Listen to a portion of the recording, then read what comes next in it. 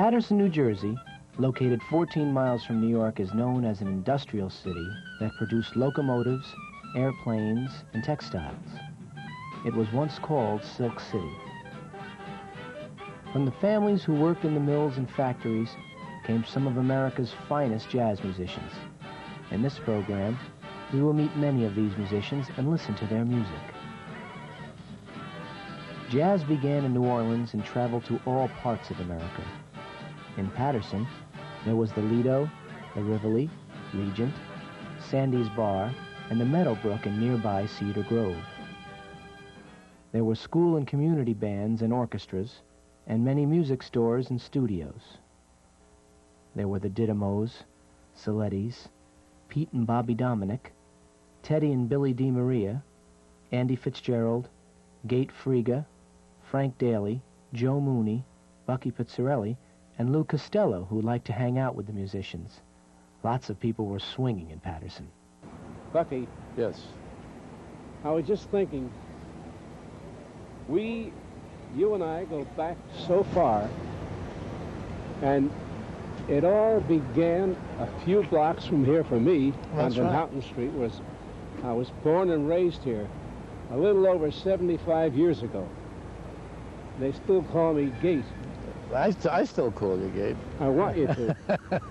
Well, listen, the first time Father John That's right. Gate Friga. Right, right. First time I ever heard you play was right down the road here at the 35 Club. 35 Club. You were Yeah. 10 years old Yeah, at the time. I heard all of you. You and Joe Mooney and Bobby Dominic, Stevie Van Ork, Oh, that was great. Tony Federici. Ah. That was And imagine it right down the road where the Union is. That's right. That's the Union. And it all began because of a young, fascinating, charismatic man called Joe Mooney. How could we have done wrong?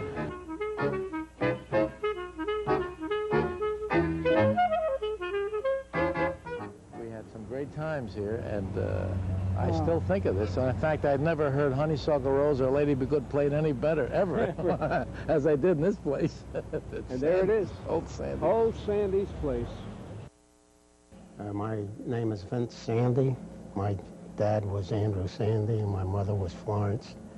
Former owners of Sandy's Hollywood Grill, one of the best, as far as I'm concerned, jazz joints around this area.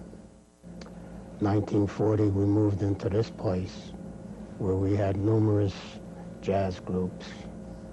Naming some of them, we had Sidney Bechet, Slam Stewart, Vito Musso was here with a group at one time. Also, Freddie Martin Quintet, Estelle Slavin Band, all-girl band, fantastic. Another group was called the Angie Bond Trio, very, very, very good. Red McKinley, and of course, Joe Mooney Quartet.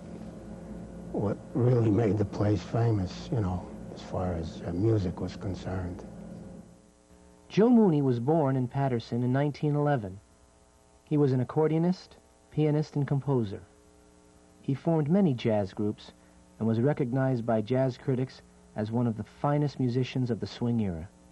Fred Didymo, one of Paterson's most notable musicians and teachers, recalls Mooney. Well, the importance of Mooney and Sandy's Bar, I think Mooney was 20 years ahead of any jazz musician that was around at the time.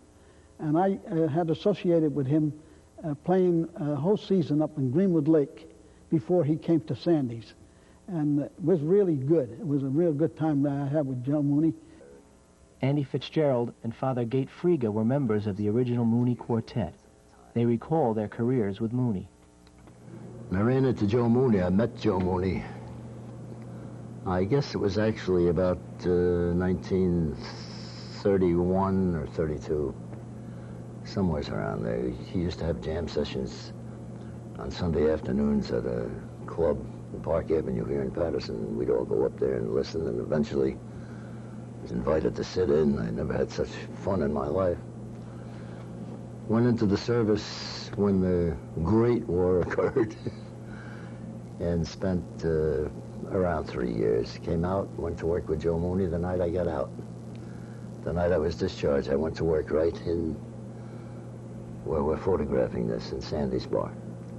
Andy and I go back to the Park Avenue days, where both of us were just filled with Joe Mooney.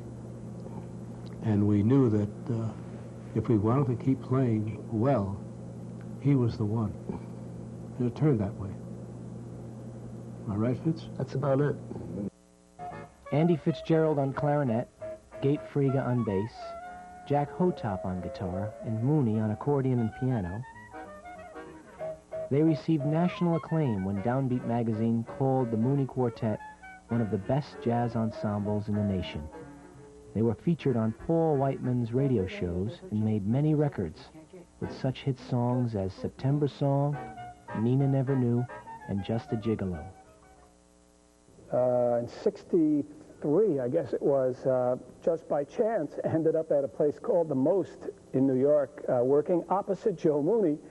And you can imagine the thrill, because I had listened to Joe in school, and all of a sudden to be working opposite him was just the most extraordinary experience. Joe did some great tunes. One that he did was written by Bing Crosby and Harry Barris, a song that not too many people know. He did From Monday On, I'll be in clover. From Monday on, my cares will be over. Because on Monday, just because it's wash day, you can wash your cares away. From Monday on, things will be different. Don't try to tell me different. And so that was a great song. And the quartet did that one, and they did one written by Sergeant Bilko. It was, if I don't see her, each night I miss her. Gee, what a thrill. And of course, that's called Nancy. Sergeant Bilko, Phil Silvers did the lyrics, and Jimmy Van Heusen did the music, I believe is the way it went on that one. And Joe had a big hit on Nina Never Knew with Sauter Finnegan. And by the way, I think while we were at the Most, the writer of Nina Never Knew, Milton Drake, never missed a week, and he was usually in more than once a week, just to sit in the front row and hear Joe sing his song. Girls were made to kiss, but Nina never knew. And, oh, he did, I recorded Nina Never Knew, too. I do a lot of Joe's material.